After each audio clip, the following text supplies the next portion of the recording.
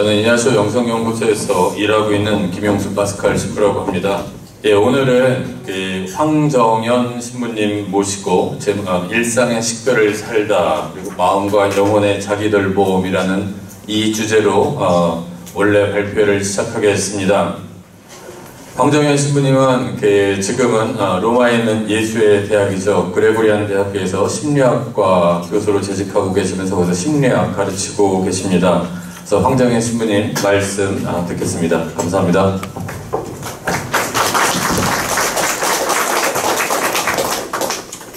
예, 오늘 이 시간 지에서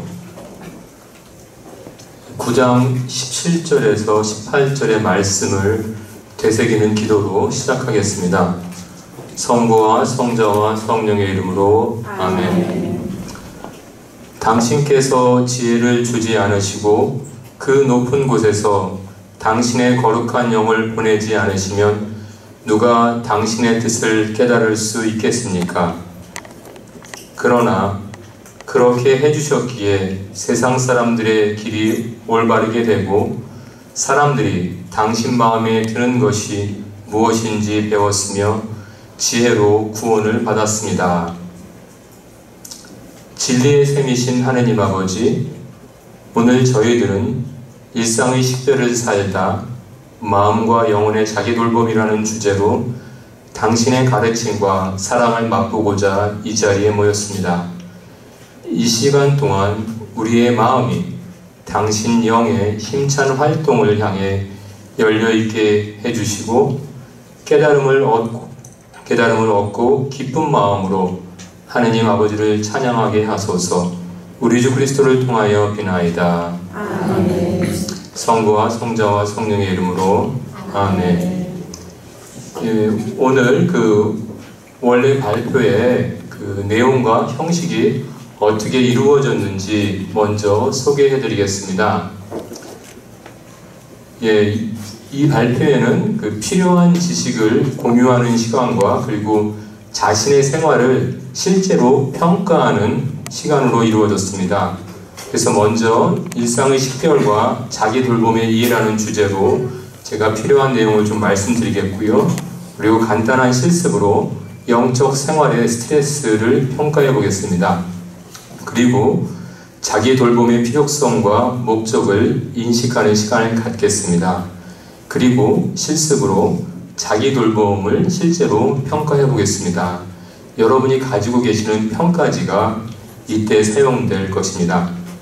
그리고 일상의 식별을 위한 자기 돌봄의 실천 방향을 이해하는 데 도움이 되는 말씀을 드리면서 제 강의를 마무리하겠고, 그리고 질의응답 시간을 갖도록 하겠습니다.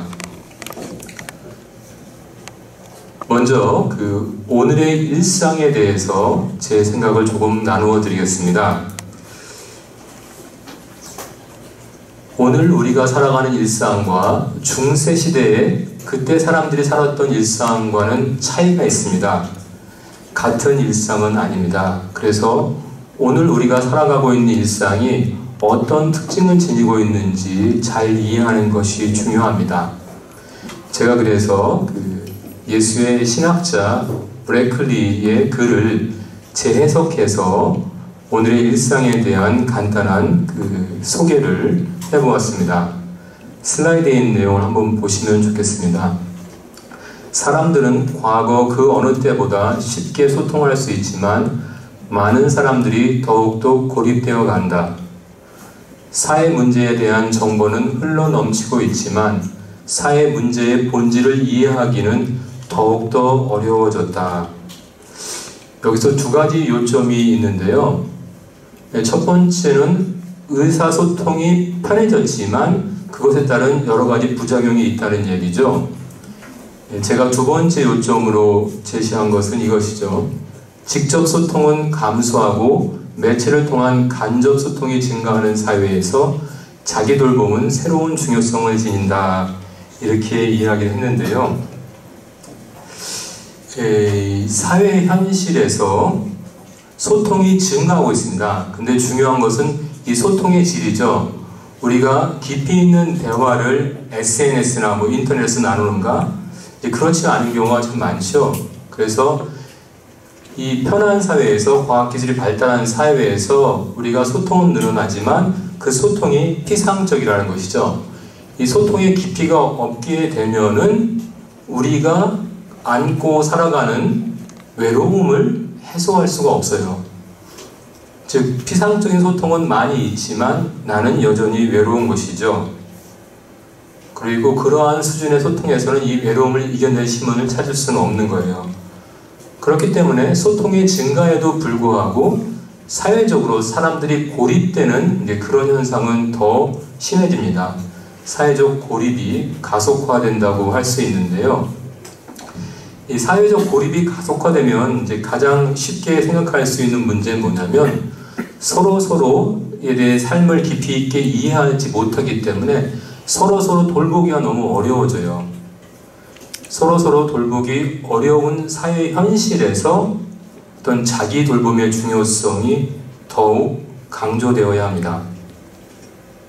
그래서 이러한 그 사회적인 현상 안에서 자기 돌봄이 새로운 중요성을 가진다는 걸 좀 이해하셨으면 좋겠고요.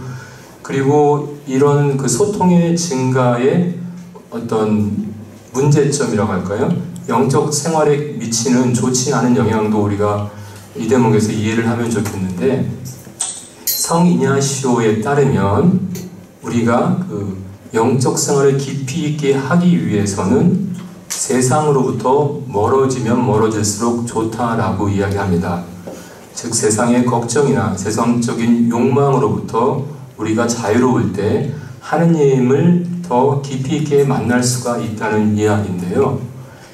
문제는 이 빈번해진 이 소통으로 인해서 우리가 어떤 외로움을 극복할 수 있는 진정한 만남으로 가는 것도 어렵지만, 인간적인 만남, 인간과 인간 사이의 만남도 어려워졌지만, 우리가 이러한 어떤 세상의 소음으로부터 자신을 멀리하고 하느님을 만날 수 있는 진정한 고독의 시간으로 들어가는 것 또한 어려워진 것입니다. 그래서 영적인으로 깊이 있는 생활을 하는 것이 더 쉽지 않은 이제 그런 오늘의 일상의 모습이라고 할 수 있겠습니다. 그래서 이 점을 우리가 유의해야 되겠고요. 그 다음에 제가 제시한 요점은 이것입니다. 정보의 홍수 속에서 바른 삶을 영위하기 위해서 영적 식별의 중요성이 커진다 라고 얘기를 했는데, 인터넷과 그 SNS의 발달로 인해서 정보를 참 쉽게 얻을 수가 있어요. 여러 면에서 굉장히 유익합니다. 많은 정보를 쉽게 얻을 수 있기 때문에 우리 활동에 커다란 도움이 되는데요. 그러나 그 정보가 너무 많으면 문제점도 있습니다. 정보가 너무 많으면 그 정보들의 어떤 질을 평가하는 데 시간이 많이 들어가겠죠. 정말 이 정보가 좋은 것인지 쓸만한 것인지, 이 정보가 진실에 기반한 것인지, 이런 것들을 살펴보는데 시간이 많이 들어갑니다. 특히 어떤 사회적으로 중요한 이슈가 있을 수가 있죠. 사회적으로 중요한 문제가 있을 수가 있습니다. 이제 그런 경우는 상반된 견해뿐만 아니라 상반돼 보이는 사실이 동시에 제시되는 경우가 굉장히 많습니다. 이런 경우에 정말 이 사회적인 문제의 진실이 무엇인지 알기가 더더욱 어려워져요. 정보가 너무 많기 때문에 우리는 진실로부터 더 거리가 멀어지는 그러한 현상을 경험할 수가 있습니다. 그렇기 때문에 우리가 어떤 잘못된 정보에 현혹되지 않는 것이 아주 중요해요. 지금 오늘날 우리 일상에서 가장 큰 문제 중에 하나가 거짓 뉴스라고 생각을 해요. 근데 이 거짓 뉴스나 잘못된 소문에 현혹되어서 우리는 큰 실수를 할 수가 있죠. 그렇죠? 다른 사람을 모함한다든지 어떤 잘못된 판단을 하게 될 수가 있습니다. 이것은 아주 중요한 잘못인데요. 이러한 가능성들이 이 정보 홍수 시대 안에서 높아지고 있다는 것이죠. 그렇기 때문에 우리는 어떤 사회의 어떤 실체를 꿰뚫어보고, 즉 정보를 잘 분별해서 무엇이 진실인지 이해하고 그 안에서 어떤 것이 하느님의 뜻인지 이해하기 위해서 더 노력을 많이 해야 됩니다. 이런 하느님의 뜻을 이해하려는 노력이 바로 영의 식별이죠. 그래서 이러한 영의 식별이 정보가 많은 현대에서 더욱더 중요해졌다라고 말씀드리고 싶고, 이것을 좀 강조하기 위해서 요한 1서 4장 1절의 말씀을 함께 나누고 싶습니다. 제가 이 부분을 읽어드리겠습니다. 사랑하는 여러분, 아무 영이나 다 믿지 말고 그 영이 하느님께 속한 것인지 시험해 보십시오. 거짓 예언자들이 세상으로 많이 나갔기 때문입니다. 다시 한번 읽겠습니다. 사랑하는 여러분, 아무 영이나 다 믿지 말고 그 영이 하느님께 속한 것인지 시험해 보십시오. 거짓 예언자들이 세상으로 많이 나갔기 때문입니다. 요한 사도가 우리에게 호소합니다. 아무 영이나 믿지 말라고. 우리 안에 일어나는 다양한 생각과 느낌이 있겠죠. 영의 움직임에 기초한 생각과 느낌일 수 있는데, 그런 것들이 모두 하느님에게서 온 것이라고 믿으면 안 된다는 것이죠. 근데 이 말씀을 우리 오늘 일상에 적용해 볼 수가 있겠죠. 이 영을 정보로 바꿀 수 있습니다. 그러면 우리는 아무 정보나 견해를 비판 없이 믿으면 안 됩니다. 아주 주의를 해야 돼요. 만약에 어떤 사람이 악한 의도를 가지고 정보를 베풀고 그것을 우리가 믿게 된다면 악한 영의 속임수에 빠질 것이죠. 영의 식별을 완전히 실패한 것입니다. 그래서 우리가 세상에 떠돌아다니는 많은 생각들의 그 근원이 뭔지 잘 알아야 돼요. 도대체 이런 견해나 이런 정보가 하느님에게 속한 것인지 그렇지 않은 것인지 잘 분별해야만 합니다. 그래서 이러한 이유 때문인지 모르겠는데 현대사회에서 많은 사람들이 영성에 대해서 더 큰 관심을 가지고 있습니다.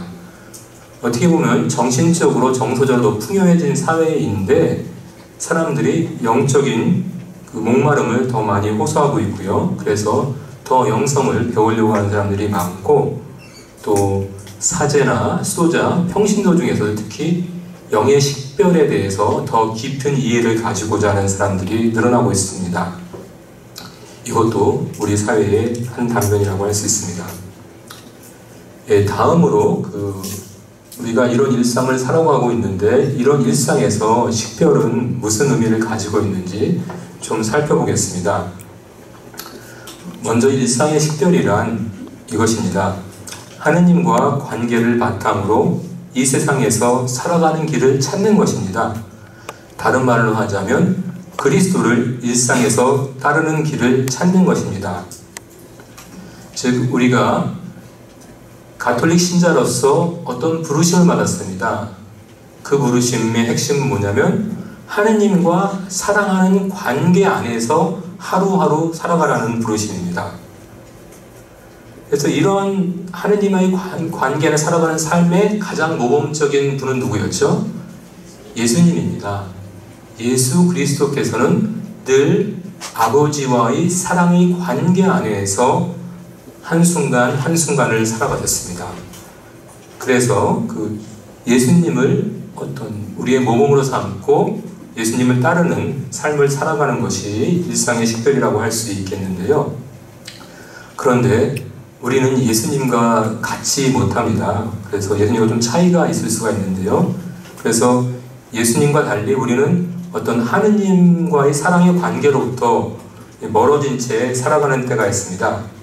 특히 삶이 무질서해지고 자기를 잘 돌보지 못하고 어떤 영적 자기 돌봄의 핵심이라고 할 수 있는 기도, 특히 양심 성찰을 잘 하지 못하면서 살아가면은 이러한 우리 영혼이 더러워지고 또 우리 양심 성찰을 할 수 있는 능력, 영의 식별을 할 수 있는 능력이 무디어집니다. 이렇게 되면은 삶이 올바른 방향으로 나아가지 못하고 우리의 마음이 변화되죠. 우리 마음이 어떻게 변화됩니까? 차가워지고 딱딱해지고 어두워집니다. 이 차갑고 딱딱해지고 어두워지는 것은 어떤 죽음의 모습입니다. 우리가 어느덧 죽음의 방향으로 가고 있는 것이죠. 이렇게 되면 우리 삶 자체도 너무나 무거워지고 우울해질 수 있고 불안해집니다. 그렇기 때문에 이러한 경향으로 빠지지 않고 건강하고 행복한 삶을 살기 위해서 우리는 일상의 식별을 하면서 살아가야만 합니다. 근데 일상의 식별을 조금 더 구체적으로 설명을 해드리기 위해서 제가 보기에 이것은 일상의 식별이라고 볼 필요가 없다 라고 하는 것을 좀 말씀드리고 싶은데요. 뭐냐면 두 번째 요점입니다. 중요한 삶의 결정을 매일 반복하거나 정규 일과를 매일 새로 식별한다는 의미는 아니다. 이것이 일상의 식별은 아니에요.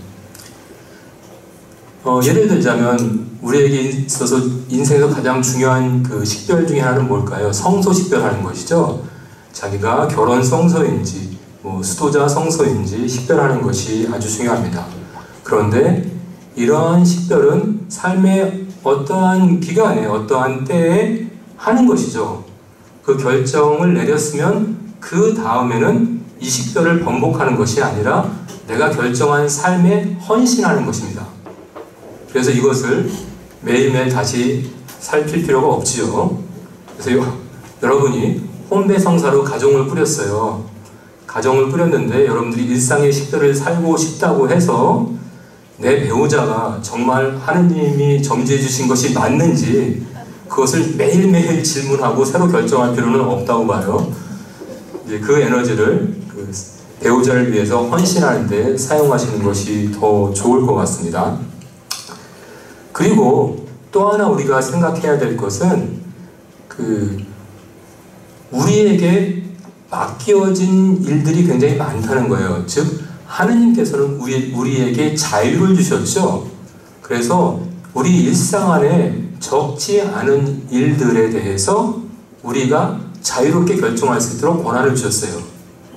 즉 이런 문제에 있어서 하느님의 뜻이라는 것은 구체적으로 정해져 있는 것이 아니라 내가 자유롭게 선택하는 것이 하느님의 뜻이 되는 경우가 있어요.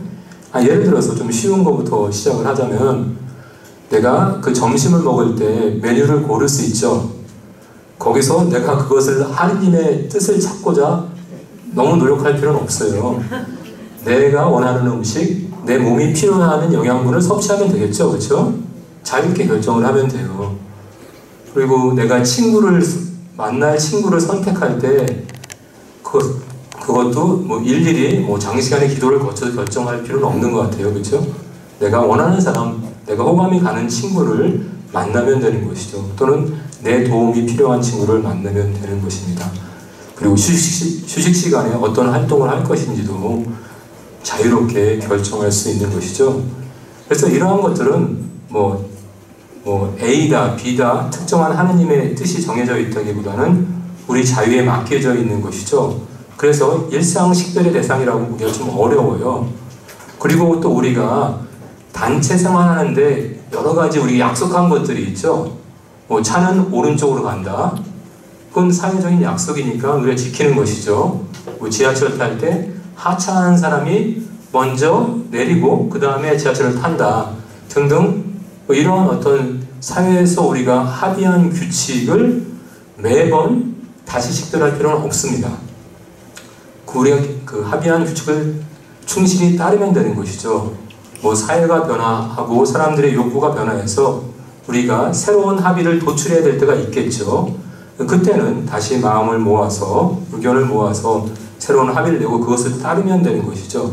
그런데 이런 결정을 일상적으로 하는 것이 아닙니다. 그렇기 때문에 일상 식별이 특별히 이러한 주제를 가지고 있다라고 얘기하기는 좀 어려울 것 같습니다. 이제 그것은 어려울 것 같고 각자 자기 삶의 여정을 살아가면서 마주하게 되는 중요한 문제 또 의미 있는 질문들을 양심성착이나 특별한 기도 시간을 통해서 식별하는 것 이런 것이 중요한 일상의 성찰의 한 부분, 일상의 식별의 한 부분이 되겠고요. 그리고 다른 한 부분이 굉장히 중요하다고 생각을 하는데 이제 그것은 뭐냐면 삶의 흐름을 파악하는 거예요. 삶의 흐름을 파악하는 것입니다. 즉 내가 올바른 방향으로 가고 있는지 그렇지 못한지 이해하는 것입니다. 이제 그것이 세 번째 요점이 될 수가 있는데요. 즉, 일상의 식별은 하느님의 은총의 흐름 안에서 사는 것과 세속적 욕망에 따라 흘러가는 삶의 차이를 인식하는 것입니다. 여기서 그 단어 하나에 좀 주의를 기울이셨으면 좋겠는데요. 뭐냐면 차이입니다. 차이. 식별한다는 것은 차이를 이해하는 것에서 시작을 합니다. 성소 식별을 한다 그럴 때 사제생활과 결혼생활의 차이를 이해해야 되겠죠. 나의 그 미래 직업을 식별할 때 의사와 엔지니어를 놓고 결정을 한다면 의사와 엔지니어의 차이를 이해해야 되겠죠. 그 차이를 모르면서 식별을 할 수가 없습니다. 그래서 우리가 일상생활 안에서 우리 삶을 식별할 때 어떤 두 가지 흐름의 차이를 잘 이해해야 합니다. 즉, 하느님의 은총에 따라서 살아가는 삶과 세속적인 욕망에 따라서 흘러가는 삶의 차이를 이해해야만 합니다. 우리는 그 하느님을 믿는 사람이죠. 그래서 하느님을 따라 사는 삶의 흐름이 우리 삶의 주된 것이어야 되는데 늘 그런 것은 아닙니다. 우리가 정말 하느님께 뿌리를 깊이 내리고 있지 않으면 어떤 그 자본주의 사회에 만연된 풍조를 따르기가 쉽습니다. 황금 만능주의라든지 외모 지상주의에 휩쓸려서 살아가기가 쉽습니다. 자신의 소명을 깊이 깨닫지 못하고 이러한 어떤 돈을 추구하고 명예를 추구하고 권력을 추구하는 그런 삶을 살기가 아주 쉽습니다. 그래서 우리가 깨어서 자기 삶의 방향을 알고 있지 못하다면 일단 돈 먼저 벌고 보자, 아니면 일단 출세를 하고 보자 라는 식으로 세속적인 흐름을 따라가게 되어 있습니다. 그런데 이 현실은 쉽지가 않습니다. 출세라는 것은 커다란 성공이라는 것은 사회에서 소수만이 이룰 수가 있죠. 그 대부분의 사람은 실망하고 좌절하게 되어 있습니다. 그리고 세속적으로 성공한 사람 소수 중에도 대부분들은 그 성공을 위해서 자신의 영적 건강을 포기했습니다. 자신의 양심을 버리고 돈을 모은 사람들이 많습니다. 그래서 이 사람들은 돈과 권력을 얻었을지 모르지만 자기 영적 생명과 양심은 커다랗게 손상시킨 것이죠. 그래서 우리가 이런 어떤 세속적인 흐름에 빠지지 않도록 주의를 해야 되는데 우리 안에서는 늘 이 두 가지 흐름이 어떤 경쟁을 하고 있는 것과 비슷합니다. 그래서 내가 내 삶의 주된 방향이 하느님의 은총에 이끌려서 살아가는 것인지 아니면 세속적인 욕망에 따라서 살아가고 있는지 그 흐름을 식별하는 것이 아주 중요합니다. 그래서 내가 잘못된 물을 따라가고 있을 때, 잘못된 물길을 따라가고 있을 때 방향을 바꾸어서 하느님의 품으로 돌아오는 것이 중요하고 이것이 일상의 식별의 중요한 과제라고 봅니다. 여기서 제가 이제 일상의 식별에 대해서 그 이야기를 좀 마무리하고요. 자기 돌봄으로 좀 넘어가겠습니다. 자기 돌봄은 무엇인가 좀 먼저 말씀을 드리고 싶은데요. 자기 돌봄은 스트레스를 풀고 장단기적 건강과 행복을 증진하기 위해서 정기적으로 하는 활동을 지칭한다. 자기 돌봄은 어떤 구체적인 활동인데요. 스트레스와 관계가 큽니다. 그런데 우리가 스트레스에 대해서 먼저 이해를 해야 될 필요가 있는데 우리 생활에서 스트레스를 완전히 제거할 수 있나? 이 질문에 답을 해야 돼요. 완전히 제거할 수 있을까요? 없을까요? 없죠? 한 심리학자가 스트레스에 대한 연구를 많이 했는데 라헤라는 심리학자인데요. 이 심리학자가 명언을 남겼습니다. 스트레스를 완전히 피하고 싶다면 삶을 포기해야 한다. 방법이 없습니다. 그거밖에. 그래서 우리는 스트레스를 삶의 일부로 받아들여야 되는데 근데 스트레스가 너무 심하면 우리가 몸과 마음이 상하게 되겠죠. 그리고 우리 일의 능률도 오르지 않습니다. 그래서 스트레스 관리하는 것이 아주 중요하고요.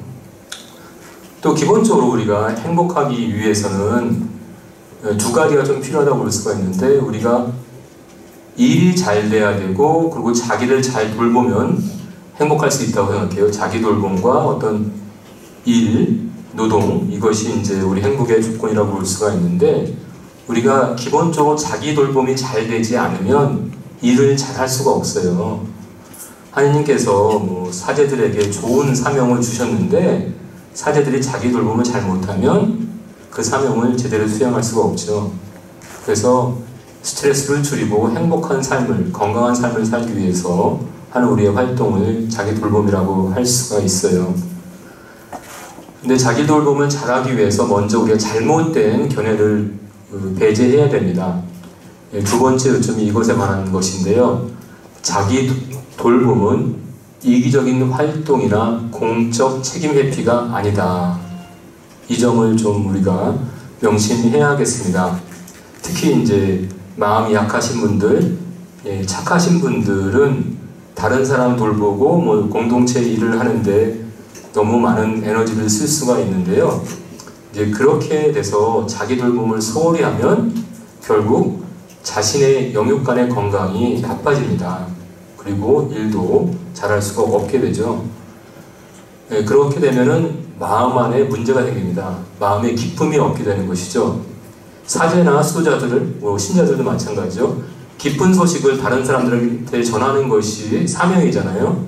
그런데 우리 안에 스트레스가 너무 많아서 자기 돌봄을 잘하지 못해서 기쁨이 없다면 그 기쁜 소식을 정말 살아있는 방식으로 전하기가 너무너무 어렵겠죠.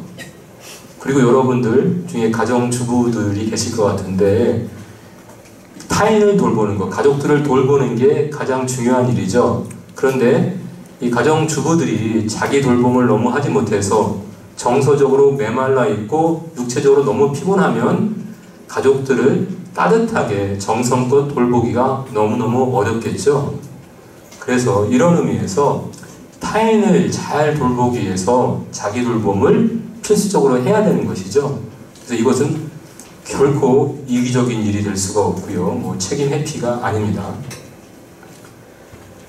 그리고 우리가 자기 돌봄에 있어서 큰 그림으로 가지고 있어야 될 것은 균형에 대한 감각인데요. 세 번째 요청입니다.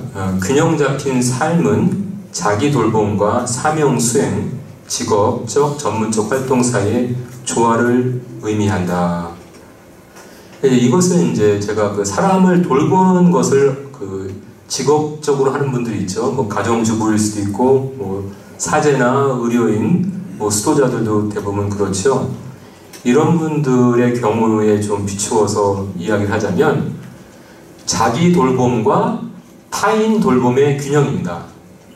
나를 어떻게 잘 돌보고 타인을 어떻게 잘 돌볼 것인가, 이 두 가지 돌봄에 있어서 조화를 이루고 균형을 찾는 것, 그것이 아주 중요합니다. 우리가 이 자기 돌봄과 타인 돌봄 중에서 어느 하나에 너무 치중하게 되면 문제가 발생합니다. 타인을 돌보는 일에만 집중하게 되면 스트레스가 너무 많아집니다. 그리고 에너지가 떨어지고 어떤 자기 사명에 대한 열정이 식게 됩니다. 결국은 타인을 잘 돌볼 수가 없게 되는 것이죠. 그리고 자기 돌봄에만 너무 집중하게 되면 이기심이나 자기 애적, 자기 도치적인 삶의 방식을 살게 됩니다. 이러한 어떤 이기적이거나 자기 애적인 삶의 방식의 문제점은 이 돌볼 사람으로부터 거리를 두게 되어 있습니다. 멀리 떨어져 있는 것이죠. 멀리 떨어져서 타인들, 자기가 돌봐야 될 사람들을 바라보고 그 사람들의 기쁨과 아픔을 공감하지 못하게 됩니다. 이렇게 되면은 이제 특히 사목하는 사람들에서 큰 문제가 있을 수가 있죠. 자신의 어떤 나름대로 생각하는 존엄성을 신자들과 거리를 두면서 유지할 수 있지만, 이제 그 안에서 정말 양떼를 돌보라는 목자의 사명은 제대로 수행할 수가 없는 것이죠. 이 큰 문제입니다. 그래서 자기 돌봄과 타인의 돌봄이 잘 조화를 이루고 내 삶에서 이 두 가지 사이의 균형점은 어디인지 스스로 찾아야 됩니다. 사람마다 다 다릅니다. 어떤 사람은 타인 돌봄에 10시간을 쓸 수 있지만 어떤 사람들은 그렇게 할 수가 없을 수가 있어요. 그래서 그런 의미에서 제가 간디의 이야기를 하나 인용했습니다.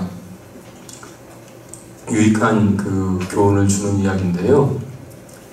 하루 24시간 중 16시간을 나를 위해서 쓰고 8시간을 다른 사람들 위해서 씁니다. 만일 내가 16시간을 나를 위해서 사용하지 않는다면 다른 사람을 위한 나의 봉사의 수준은 형편없을 것입니다. 그래서 자기 돌봄과 타인의 돌봄의 관계를 잘 설명하고 있죠. 자기를 돌보지 못하면 타인을 잘 돌볼 수 없다고 이야기를 합니다. 그래서 자기 돌봄과 타인 돌봄은 유기적인 관계라는 것 이해해야 되고요. 각자 알맞은 균형을 찾아야 되겠는데, 이제 이러한 어떤 돌봄에 있어서 모범이고 또 우리 삶의 근원이라고 할 수 있는 예수님을 좀 바라봤으면 좋겠습니다. 예수님은 어떻게 자신을 돌보셨는지 한번 살펴봤으면 좋겠는데요. 여러 가지 복음 구절이 예수님이 자기 돌봄을 표현한다고 볼 수 있는데, 그 중에 제가 제일 마음에 드는 구절을 하나 골랐습니다. 루카복음 4장 42절에서 43절의 말씀입니다. 날이 새자 예수님께서는 밖으로 나가시어 외딴 곳으로 가셨다. 군중은 예수님을 찾아다니다가 그분께서 계시는 곳까지 가서 자기들을 떠나지 말아 주십사고 붙들었다. 그러나 예수님께서는 그들에게 말씀하셨다. 나는 하느님 나라의 기쁜 소식을 다른 고을에도 전해야 한다. 사실 나는 그 일을 하도록 파견된 것이다. 이 성경 구절에서 두 가지 자기 돌봄을 예수님께서 아주 잘하셨다고 저는 봅니다.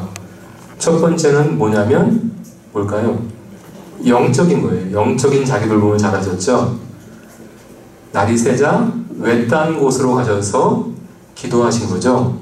기도 생활을 충실히 하는 것이 영적 돌봄의 핵심입니다. 예수님은 자기 영을 이런 식으로 돌보셨습니다.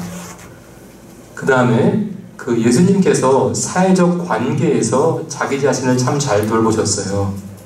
뭐냐면 어떤 사람들이 부탁하면 거절하기 힘들어 하시는 분들이 있죠. 이 자리에도 분명히 여러분 계실 것 같은데, 다른 사람이 부탁하면 너 못한다고 이야기를 해야 되는데 그것을 못하는 분들이 많이 있을 거예요. 그런데 예수님은 어떻게 하셨나요? 예수님은 당신께서 치유의 기적을 많이 일으킨 마을의 사람들이 딴 데로 가지 말고 우리와 함께 머물러 달라고 붙잡았습니다. 그 사람들이 어떠한 요구를 했어요. 그런데 그것에 대한 예수님의 답은 아니었죠. No. 나는 이 마을에 머물 수가 없다. 다른 곳으로 가야 된다. 라고 하시고 자신의 전도 여행을 계속 하셨습니다. 근데 예수님이 만약 이 마을에 계속 머무셨으면 아마 어떤 어려움이 생겼을 수도 있겠죠. 그리고 무엇보다도 하느님의 사명을 올바로 수행할 수 없었을 것입니다. 그래서 예수님은 자기가 수용할 수 없는 부탁을 정중하게 그리고 단호하게 거부하시면서 자기를 인간 관계 안에서 돌보신 겁니다. 이런 돌봄은 우리가 배워야 하는 것이죠. 그래서 예수님은 여러 면에서 자기 돌봄을 잘 하셨다라고 우리가 이해하고 예수님을 따라야 되겠습니다. 그리고 제가 볼 때 하느님께서 예수님께 그게 커다란 사명을 맡기신 것은 예수님께서 자기 돌봄을 잘 하셨기 때문이라고 생각을 해요. 우리가 이러한 논리를 우리 사회에 아니면 교회 현실에 비춘다면 하느님께서는 정말 당신이 사랑하시는 백성들을 누군가에게 맡기셔야 할 텐데 그 맡기는 사람은 자기 관리는 잘하는 사람일 거라는 생각이 듭니다. 그래서 하느님께서 원하시는 것은 자신을 돌볼 줄 아는 목자들에게 그런 목자들을 찾아서 자신의 양떼를 맡기는 것입니다. 그래서 어떤 자기 돌봄을 통해서 어떤 공적인 것, 사적인 임무를 효율적으로 수행해내는 이러한 모범을 잘 찾아야 되겠고, 또 그 중요성을 또 예수님을 통해서도 확인해야 되겠습니다. 이제 그 식별과 자기 돌봄에 대해서 좀 말씀을 드리겠는데요. 자기 돌봄은 식별에 필요한 조건입니다. 어떤 자기 자신이 식별의 주체이자 매개입니다. 우리가 그 영의 식별을 한다고 했을 때 그 식별을 하는 주체는 자기 자신입니다. 자기 자신이 영의 움직임을 관찰하고 자신의 현실을 이해하면서 식별이 일어나는 것이죠. 그리고 우리가 자기 영의 식별에서 매개가 되는 것은 어떠한 밖에 있는 생각이나 현실이 아니라 내 안에서 일어나는 생각과 느낌입니다. 내 마음 안에서 일어나는 생각과 느낌이 좋은 영역에서 오는 것인지 나쁜 영역에서 오는 것인지를 식별하는 것이죠. 그렇기 때문에 내 안에서 일어나는 생각과 느낌을 매개로 해서 하느님의 뜻을 찾는 것입니다. 그런데 이러한 상황에서 자기가 제대로 돌보아지지 않았다면 식별을 잘 할 수가 없겠죠. 이 대목에서 제가 자기 자신을 거울로 비유해 보고 싶은데요. 이 자기 돌봄이라는 것은 거울을 깨끗이 하는 것입니다. 근데 영적 식별을 하기 위해서는 거울이 깨끗해야지만 하느님의 뜻을 비출 수가 있는 것이죠. 근데 자기 돌봄을 게을리한 사람은 자기 영혼의 거울이 더럽기 때문에 하느님의 뜻을 식별하기가 어렵습니다. 이런 면에서 자기 돌봄은 식별의 필요 조건이다 라고 이야기하고 싶습니다. 그리고 자기 돌봄은 전인적인 자기 돌봄이 되어야 하는데요. 제가 골로새서에 나오는 말씀을 가지고 이것을 좀 풀어봤습니다. 식별은 우리가 그리스도 안에서 완전한 사람으로 굳건히 서 있는 것을 목적으로 한다 라고 얘기합니다. 즉 우리는 완전한 사람으로 굳건히 서기 위해서 어떤 자기 돌봄을 해야 되는데, 이런 자기 돌봄을 제가 두 가지 측면을 설명을 하겠는데, 하나는 어떤 전인적인 자기 돌봄이라는 것으로 이야기를 하겠고, 다른 하나는 자기 돌봄과 타인의 돌봄의 관계로 이야기를 하겠는데요. 일단 자기 돌봄은 전인적인 것이어야 합니다. 무슨 이야기냐면 우리가 어떠한 특정한 한 영역만 돌보는 것이 아니라는 것이에요. 자기의 영혼도 돌봐야 되고 육체도 돌봐야 되고 자신의 정서, 그리고 자신의 인간관계, 그리고 자신의 어떤 직업, 이러한 다양한 영역을 골고루 돌보아야지만 합니다. 이럴 때 전인적인 자기 돌봄이 될 수 있고 우리가 온전한 사람으로 설 수가 있는 것이죠. 그리고 성서에서 얘기하는 완전한 사람은 혼자 잘 사는 사람이 아니죠. 성서에서 얘기하는 온전한 사람은 이웃을 자기 몸처럼 돌보는 사람입니다. 이제 이러한 타인을 잘 돌봄으로써 완전한 인간성을 실현하게 되는데요. 여기서 역시 자기 돌봄은 타인을 돌보는 데 기초가 되는 것이죠. 자기를 잘 돌볼 때 그 체험을 기초로 해서 다른 사람을 돌볼 수가 있는 것입니다. 이런 두 가지 요소를 통해서 우리가 완전한 사람이 될 수 있다고 보고요. 또 이런 면에서 이제 자기 돌봄은 부분적이 아니라 전인적인 것이 되어야 된다는 얘기를 하고 싶고요. 또 자기 돌봄의 다양한 영역이 있는데 저는 영적인 영역이 자기 돌봄의 핵심이라고 이야기를 하고 싶습니다. 이 부분을 좀 요한일서 4장 2절 말씀을 가지고 좀 이야기를 해보겠습니다. 여러분은 하느님의 영을 이렇게 알 수 있습니다. 예수 그리스도께서 사람의 몸으로 오셨다고 고백하는 영은 모두 하느님께 속한 영입니다. 어떤 육화의 신비를 설명하면서 예수님이 우리와 같은 인간이 되셨다, 우리와 같은 몸을 지니셨다는 것을 고백하는 것이 영적 식별의 기초가 된다고 이야기를 하고 있습니다. 이것은 굉장히 심오한 가르침입니다. 그래서 여러 가지 그 해석이 나올 수가 있겠는데요. 저는 좀 단순한 것에 좀 초점을 맞춰서 이야기를 해드리겠습니다.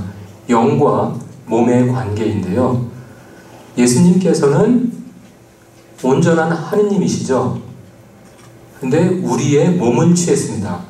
예수님은 우리와 똑같은 신체적인 조건을 지니고 살아가셨는데 예수님은 죄를 짓지 않으셨다고 해요.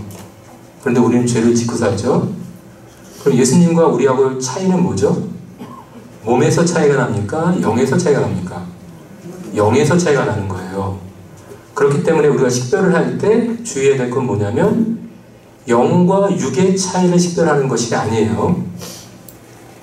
몸은 죄가 없어요. 이런 면에서 우리가 정말 식별하는 것은 영과 육의 차이가 아니라 좋은 영과 나쁜 영의 차이를 식별하는 것이에요.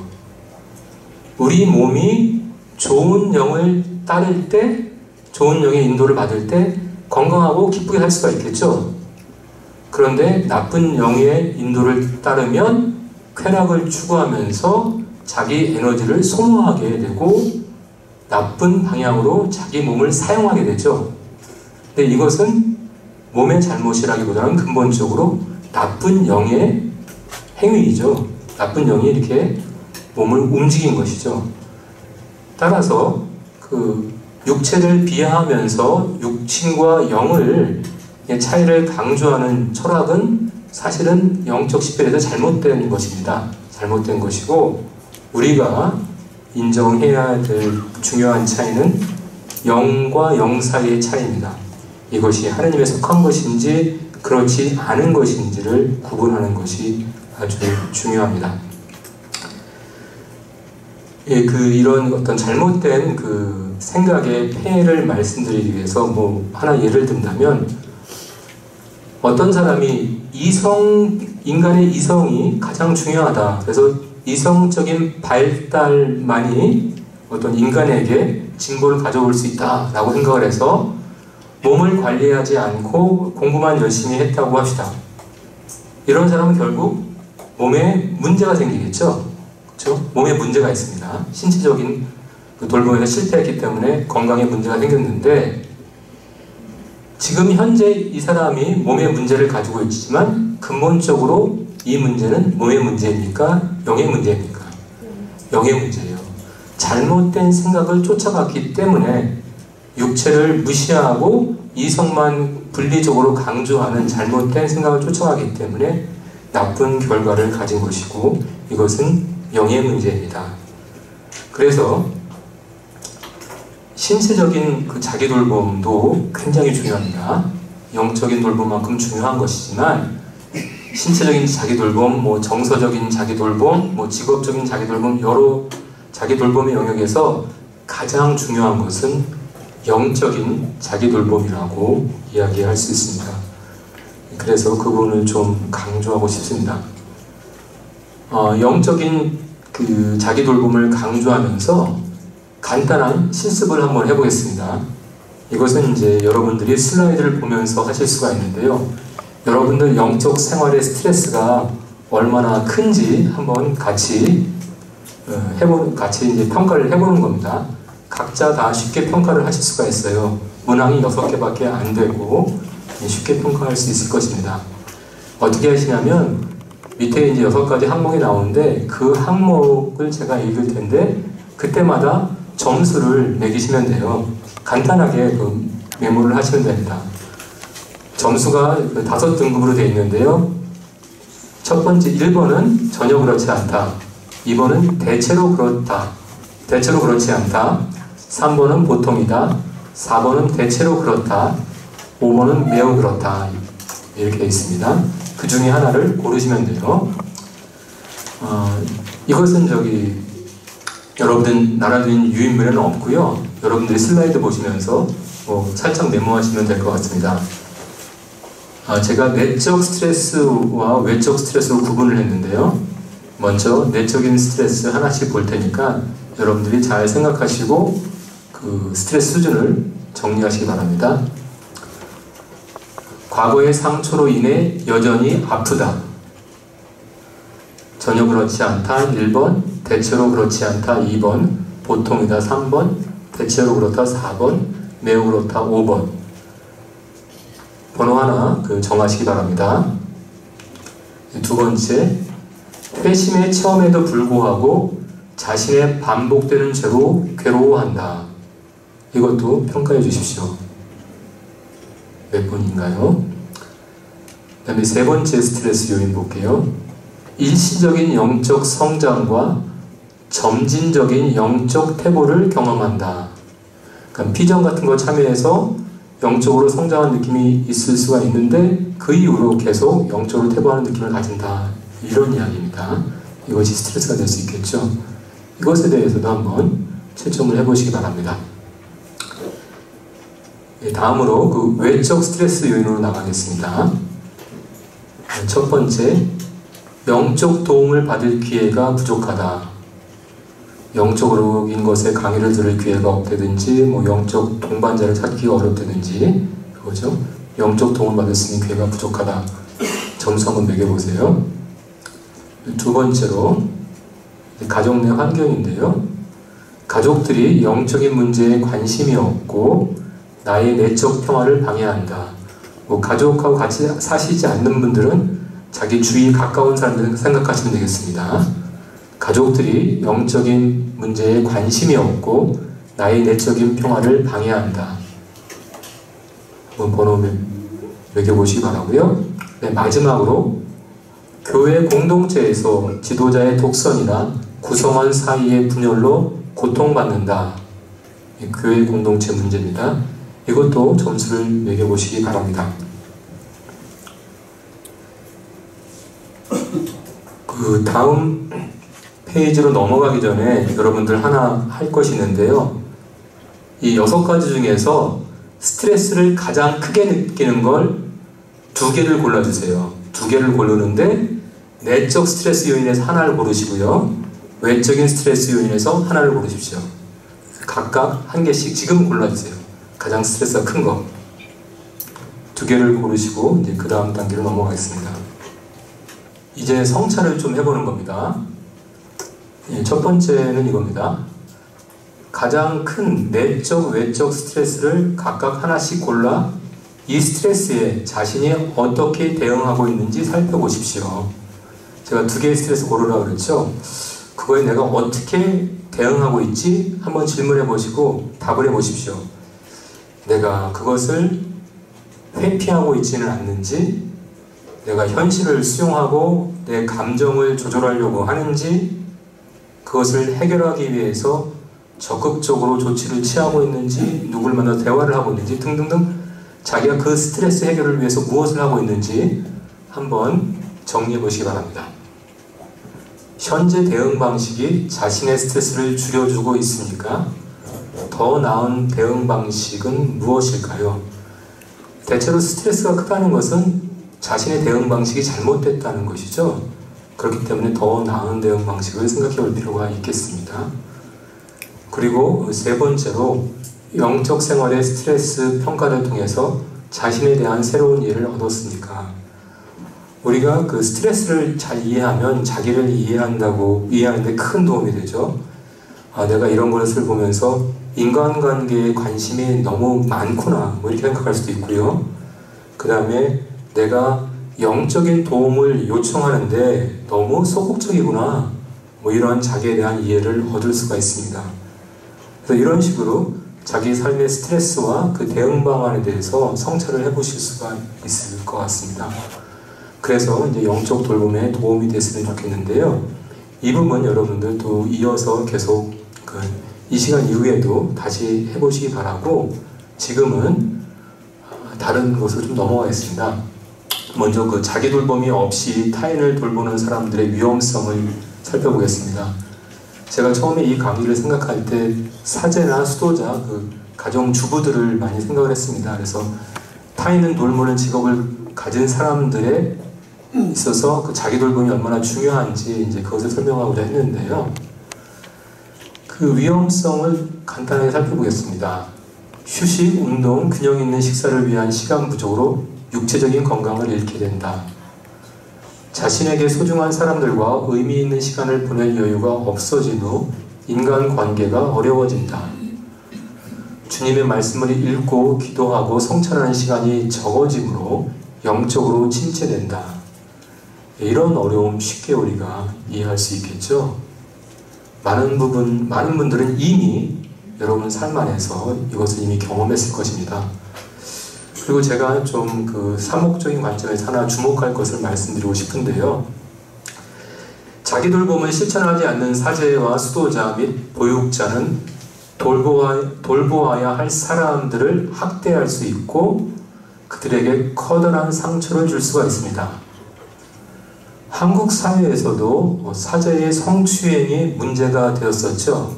그리고 보육시설에서 일하는 수도자와 그리고 선생님들의 폭행이 사회적인 문제가 됐었죠.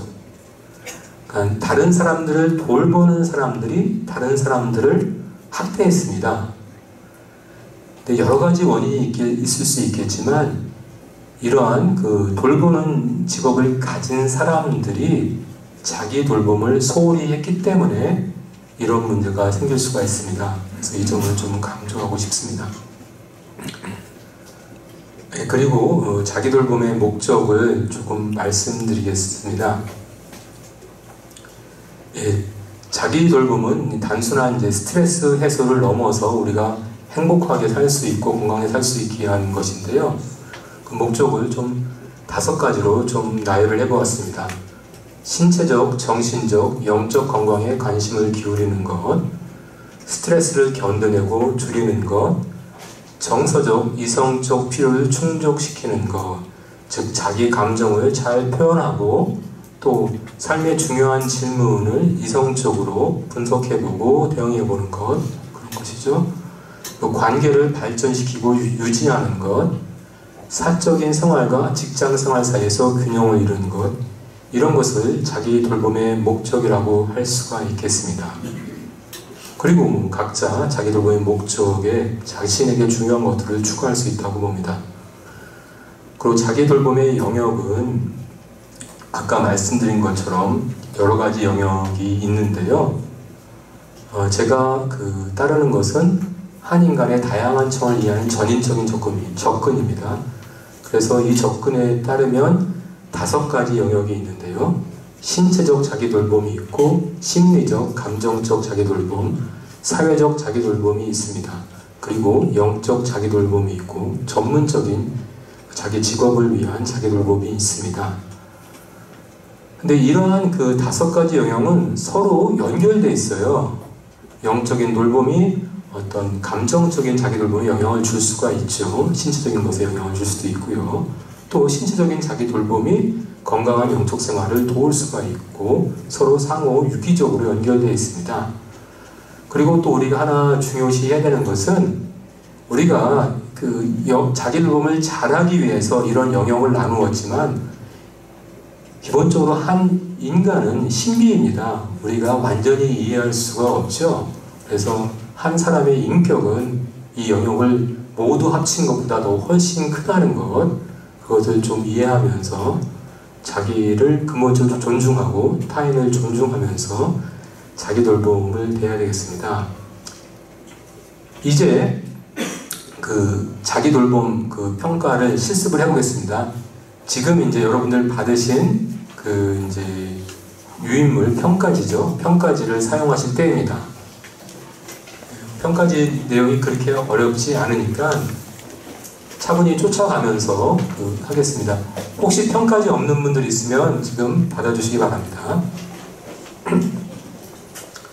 예, 평가지 준비하시고 그 다음에 필기도구 하나 준비하시면 좋겠습니다. 예, 그러면 먼저 안내를 해드릴게요. 예, 거기 있는 내용을 제가 읽겠습니다. 같이 따라가시면 되겠습니다. 첫 번째 요점은 이겁니다. 자기 돌봄은 당신이 좋은 정신적, 육체적, 영적 건강 상태를 유지하고 행복을 증진하기 위해 행하는 활동을 지칭합니다. 당신은 아래 제시된 활동 중 많은 것을 이미 일상에서 실천하고 있을 것입니다.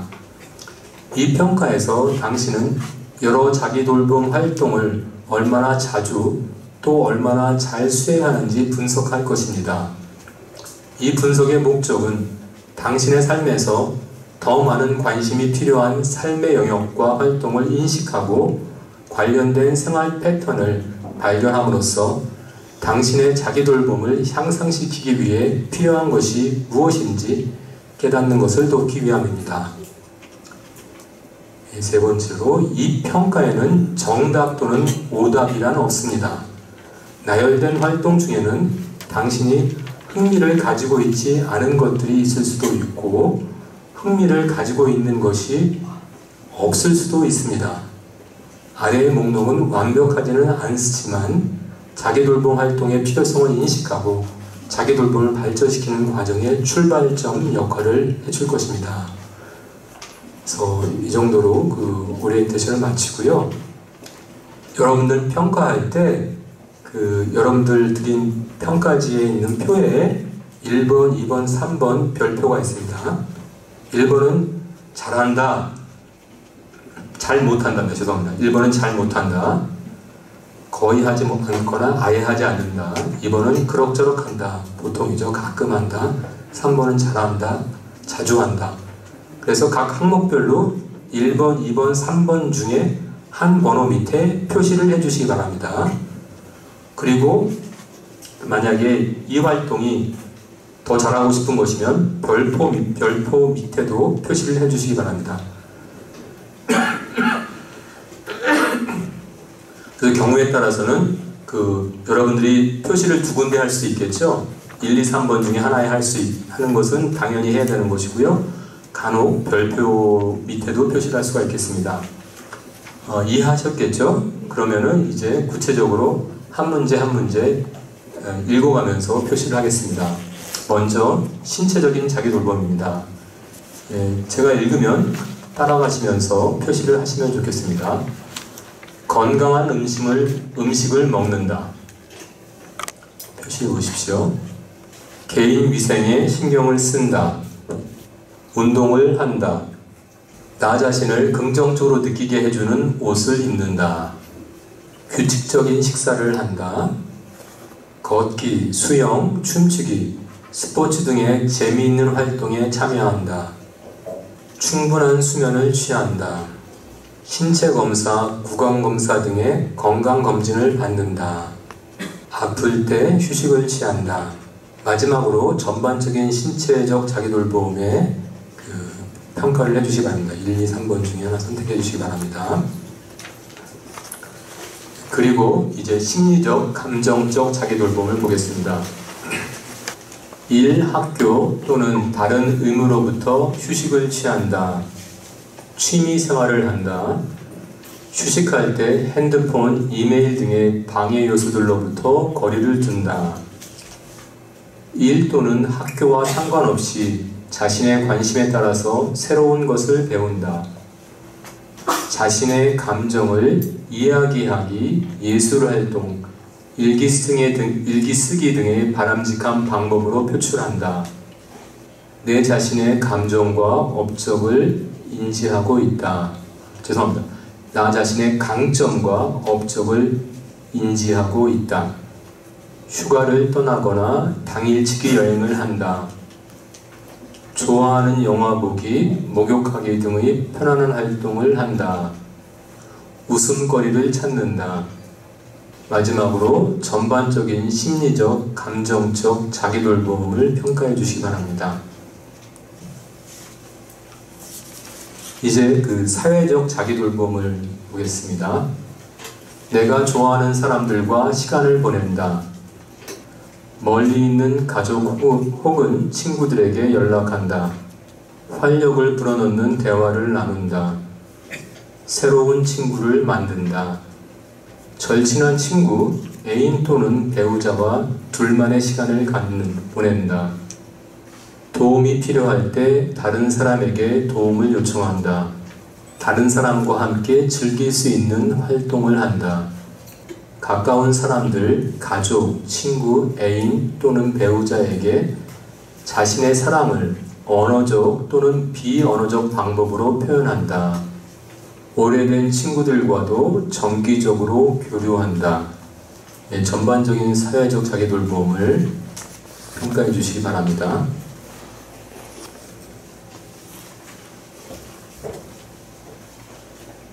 이제 영적 자기돌봄 보겠습니다. 자연 속에서 시간을 보낸다. 묵상, 관상 또는 명상을 한다. 기도를 한다. 내 삶에 의미를 부여하는 것들을 인지하고 있다. 나의 도덕성과 가치에 부합하게 행동한다. 사색과 성찰을 위한 시간을 따로 마련한다. 나의 영적 생활을 위해서 중요한 단체에서 활동한다. 인상 깊은 음악, 영화, 예술 등의 작품을 감상한다. 전반적인 영적 자기돌봄을 평가해 주시기 바랍니다. 마지막으로 직업적인 자기돌봄인데요. 직업이 없으신 분들도 있을 텐데 그래도 자기가 지금 주되게 하는 활동, 가정에서 가정주부도 제가 볼 때 직업으로 보셔도 될 것 같아요. 그런 맥락에서 좀 한번 이 직업적 자기돌봄 평가해 보죠. 나의 전문 기술을 향상시키고자 한다. 과도한 새로운 임무를 거절할 수 있다.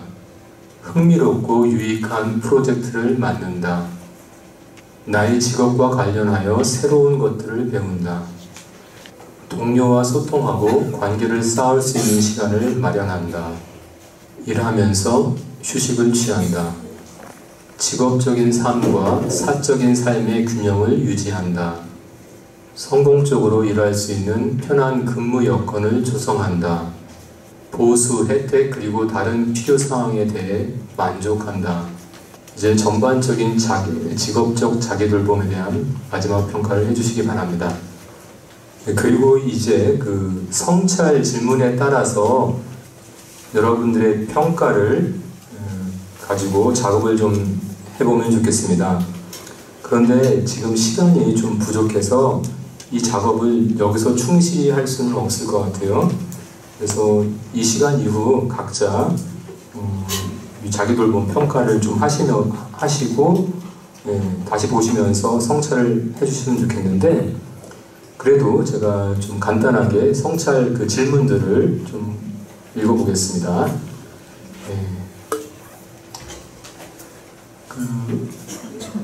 질문은 간단합니다. 첫 번째 질문은 어떤 영역을 잘하고 있고 어떤 영역을 잘못하고 있습니까? 그러니까 전체 5가지 영역인데 거기서 잘하고 있는 것, 잘못하고 있는 것이 무엇인지 보면서 내가 균형 있게 살아가는가 그렇지 못한가를 보는 거예요. 한쪽 영역이 너무 취약할 수도 있죠. 이제 그런 경우 좀 문제가 있을 수가 있습니다. 이제 그걸 보는 것이고, 두 번째 성찰은 이겁니다. 어떤 자기돌봄 활동을 잘하고 있냐 그것이에요. 그래서 3가지 중요한 자기돌봄 활동, 자기가 잘하는 자기돌봄 활동을 정해서 어떤 이익을 나에게 가져다 주는지, 그 잘하는 원인은 뭔지 한번 분석해 보는 겁니다. 왜 잘하고 있는지 한번 살펴보는 것이죠. 그리고 3번째는 어떤 자기돌봄 활동을 잘못하고 있습니까? 3개의 그 중요한 활동을 지목해 보는 겁니다. 그래서 이 활동을 잘못해서 어떤 어려움을 겪고 있는지 반성하는 것이고, 또 이 활동을 방해하는 요인들이 무엇인지 성찰해 보는 것입니다. 그리고 마지막으로는 이제 삶의 개선을 위해서 이제 구체적인 계획을 세우는 건데요. 제가 이 개선을 잘하기 위해서 여러분들에게 좀 격려하기 위해서 그 교정 프란치스코의 말씀을 인용했습니다. 그 젊은이들 만났을 때 그 프란치스코 교정께서 이런 말씀을 하셨어요. 행복할 용기를 가져라. 행복할 용기를 가져라. 참 이 시대에 살아가는 젊은이들한테 너무나 좋은 말씀인 것 같아요. 그래서 여러분들도 좀 앞으로 더 행복해지겠다, 이제 그런 용기 내지 다짐을 하면서 좀 생활을 개선해보고자 하는 그런 의지를 펼치면 좋겠는데요. 그래서 내가 행복을 더 크게 누리기 위해서 개선하거나 추가해야 될 3가지 활동 많이 하지 마시고요. 3가지 활동만 골라보시는 거예요. 3가지 활동만 골라서 그것을 어떻게 실천할지 생각을 해보는 것입니다. 그래서 3가지 활동을 골라서 내가 어떤 긍정적인 효과를 이 활동으로부터 기대하는지, 또 그리고 이 활동을 하려고 하면은 혹시라도 방해 요소가 있을 수 있거든요. 그럼 무엇이 이 활동을 방해하는지. 일반적으로 시간인 경우가 많아요. 시간이 없어서 못한다 이런 얘기 많은데, 그러면 시간을 어떻게 마련할 것인지 삶을 재정비해야 되겠죠. 그런 문제. 그리고 이런 자기 돌봄을 개선하기 위해서 도움이 필요한가 잘 생각해 봐야 돼요. 도움이 필요하면 어디서 이 도움을 구할 것인가, 이런 질문에 답을 해야 되죠. 우리가 이 3가지 질문에 답을 할 수 있으면 그 자기 돌봄을 구체적으로 개선하는 데 큰 도움이 될 것입니다. 이러한 방식으로 여러분들 삶을 좀 새롭게 업그레이드 한다는 표현 잘 쓰죠. 업그레이드 하면 좀 좋을 것 같습니다. 예, 그리고 이제 마지막으로 좀 간단하게 그 일상의 식별을 위한 자기 돌봄의 실천이라고 이야기를 주제로 조금 이야기를 하겠는데요. 우리가 그 자기 돌봄을 잘하기 위해서 좀 도움이 될 만한 말씀을 몇 가지 나누겠습니다. 그 건강과 식별이라는 주제를 좀 먼저 다루고 싶은데, 오스왈드라는 분이 이제 이런 말씀을 남기셨습니다. 건강은 병의 반대말이 아니다. 건강은 삶의 문제들을 창조적으로 다루는 능력이다. 사실 그 병이 없으면 건강한 거 아니야? 라고 생각하는 사람들이 많아요. 그러면서 건강이 무엇인지 정확히 설명하기가 힘들 수도 있는데, 이 건강은 삶의 문제들을 창조적으로 다루는 능력이라고 적극적으로 정의했습니다. 참 잘 정의한 것 같아요. 그리고 여기서 이제 좀 말씀드리고 싶은 건 뭐냐면, 식별도 건강이 창조적인 에너지를 가지고 있는가 하면 식별도 창조적인 활동이라는 거예요. 식별은 어떤 정해진 규칙을 따르는 활동이 아니죠. 정해진 규칙이 있으면 그 규칙을 지키면 되죠. 새로운 식별을 할 필요가 없죠. 그런데 규칙 준수하는 삶에는 한계가 있습니다. 규칙을 준수한다는 것에 머무르면은 우리의 창조적인 역량을 발휘할 수가 없게 되죠. 그리고 규칙은 고정되어 있는데 삶은 변하죠. 세상도 변하고 나 자신도 변화됩니다. 그렇기 때문에 그 규칙이 맞지 않을 수가 있어요. 그래서 창조적인 식별이 필요한 것이죠. 그래서 그 규칙을 넘어설 수 있는 건강한 영의 식별 활동을 통해서 우리가 삶의 방향을 잡아야 되고요. 이렇게 우리가 식별에 참여할 때 우리 삶의 가능성, 행동 반경은 굉장히 넓어지는 것입니다.